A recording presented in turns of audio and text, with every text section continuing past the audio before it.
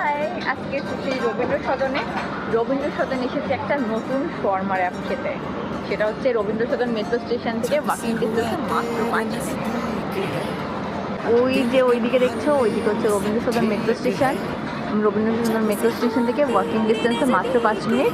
এই যে শর্মা কিংডম, এই হচ্ছে এদের মেনুটা দেখো। আমি এখানে দিয়ে দিচ্ছি, একটু পজ করে দেখে নিতে পারবেন।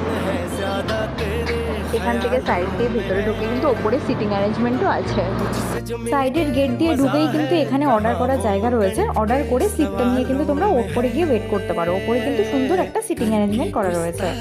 অর্ডার করা হয়ে গেছে, এখন চলে যাচ্ছি ওপরে। এখানে এই যে সিঁড়ি রয়েছে, আর দেখো ওপরটা কি সুন্দর না? জায়গাটা খুব একটা বেশি না, কিন্তু বেশ অ্যাস্থেটিক। কিন্তু যদি তোমরা এখানে দিনের বেলা আসো তাহলে কিন্তু একটু প্রবলেম হতে পারে, মানে একটু গরম লাগতে পারে, কারণ এটা তো ওপেন ট্যারিসের উপরে ছিল, সেই জন্য। আর কিন্তু যদি তোমরা সন্ধ্যের পরে আসো তাহলে কিন্তু বেশ ভালো লাগবে। অ্যাম্বিয়েন্সটা কিন্তু খুব সুন্দর ছিল, একদম রোড সাইডে। এক সাইডের থেকে যে রোডটা চলে গেছে এটা কিন্তু সেই দিকেই পড়ছে।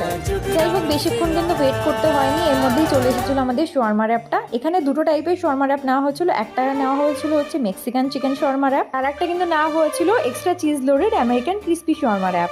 অনেস্টলি বলছি, এই দুটো কিন্তু ভীষণ টেস্টি খেতে ছিল। হ্যাঁ, একটা একটু স্পাইসি ছিল, আর আরেকটা কিন্তু মানে নর্মাল স্পাইসি ছিল। আর চিজে তো পরিপূর্ণ, আর চিকেনে একদম লোডেড। আর এর সাথেই কিন্তু একটা কোল্ড ড্রিঙ্কস অর্ডার করেছিলাম, মানে সোডা, কিন্তু এটা অতটা ভালো খেতে ছিল না।